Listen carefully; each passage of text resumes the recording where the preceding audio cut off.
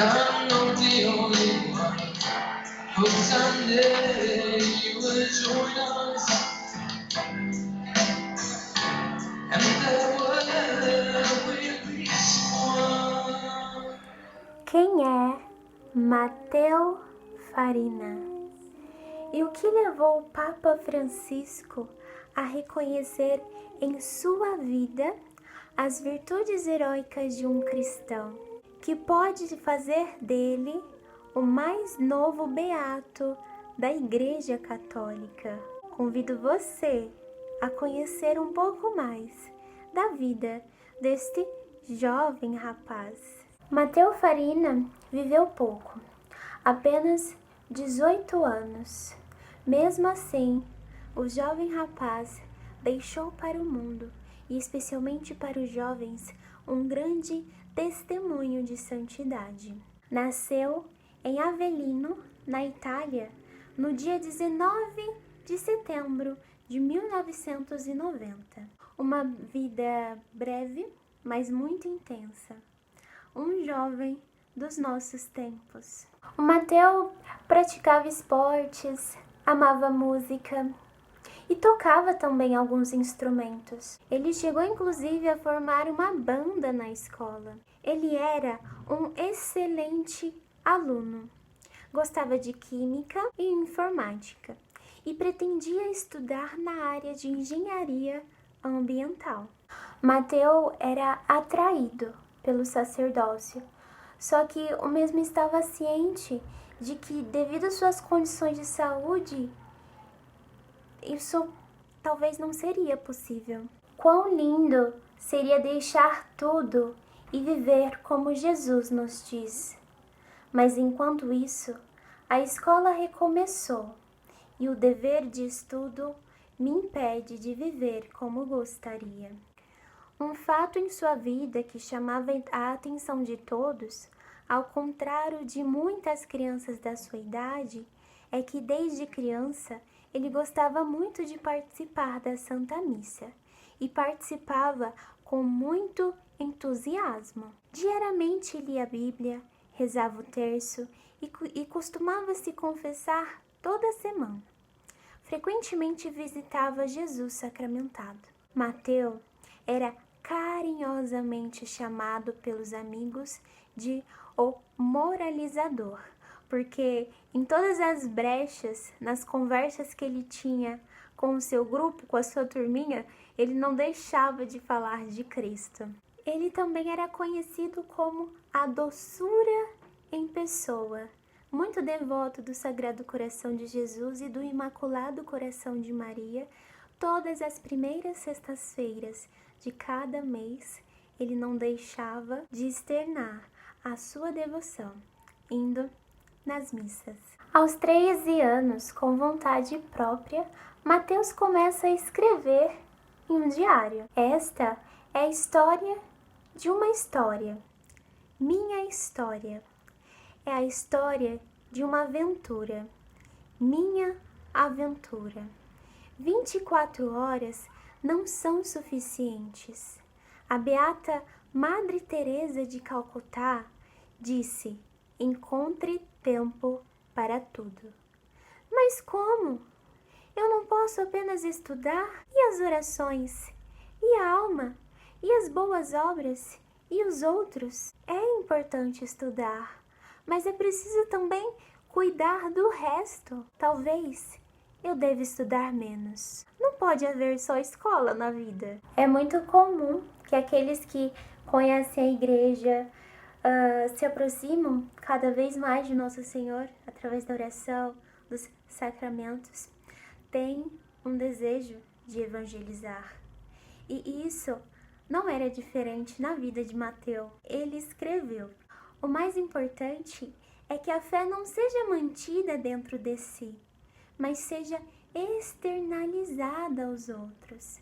É nosso dever não forçá-los a acreditar, mas levá-los ao conhecimento de Deus.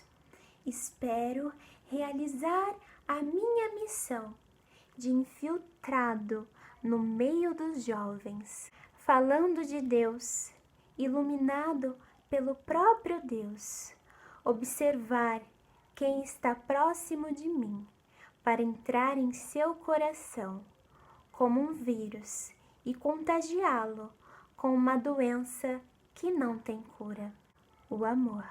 Gostaria de poder me entregar com os meus colegas sem ser forçado a imitá-los nos erros. Gostaria de me sentir envolvido no grupo sem ter que renunciar aos meus princípios cristãos. Isso é difícil, mas não é impossível. Certa vez, sua mãe relata que ele criou um fundo para fazer doações para a África. E todo o dinheiro que ele recebia, todo o dinheiro que ele ganhava, ele destinava a esta missão. Teve uma vez, inclusive, que a família estava combinando de comprar os presentes de Natal e o Mateu convenceu todo mundo a doar o dinheiro para as missões da África. Mateu relata esse episódio dizendo assim: se possível, daria tudo o que tenho de material para dar vida a muitas crianças que a perdem injustamente por causa das guerras e das doenças. A vida de Mateu foi marcada por 2 grandes acontecimentos: um sonho de infância e a descoberta da sua doença. Aos 9 anos de idade, Mateu sonhou com o Padre Pio, que lhe revelou um segredo, o segredo da felicidade. Se conseguistes compreender que quem vive sem pecado é feliz, deves imediatamente anunciar aos outros, para que possamos todos juntos viver felizes no reino do céu. Foi esse sonho que deu uma guinada, na vida espiritual de Mateu e fez também, junto com a graça de Deus, ele ser o que ele é hoje, como ele é conhecido hoje. Ele é um jovem rapaz italiano que é muito conhecido entre os jovens da Itália, assim como o beato Carlo Acutis. Eu gostaria de clamar ao mundo que faria tudo pelo meu Salvador, que estou pronto para sofrer pela salvação das almas e morrer por ele. Em setembro de 2003, Mateu foi diagnosticado com um tumor grave cerebral. Antes disso, ele teve contínuas e fortes dores de cabeça e também problemas visuais. Ao ser diagnosticado com tumor, Mateu não perdeu a alegria de viver em momento algum. O importante é sempre encarar tudo que a vida nos coloca com um sorriso.